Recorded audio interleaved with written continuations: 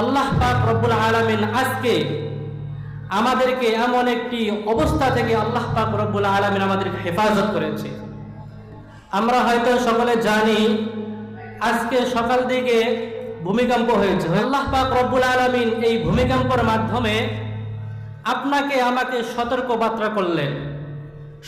করলেন যে বান্দা, আমি আল্লাহ পাক রব্বুল আলামিন তোমাকে হায়াত দিয়েছি, আমি আল্লাহ পাক রব্বুল আলামিন তোমাকে নাজ নিয়ামত দিতেছি।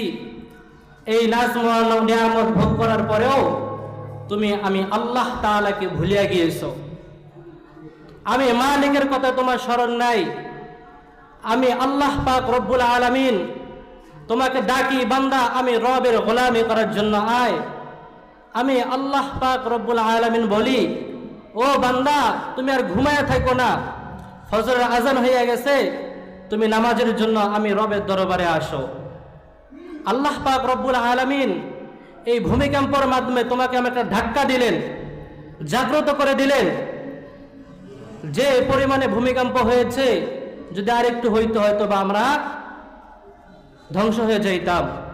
কিন্তু আল্লাহ পাক রব্বুল আলামিন আমাদেরকে ধ্বংস না করিয়া আল্লাহ পাক রব্বুল আলামিন আমাদেরকে ধাক্কা দিয়ে জাগ্রত করে দিলেন যে বান্দা তুমি আমি মালিককে ভুলিয়া গিয়েছো, আমি মালিকের কথা স্মরণ করো।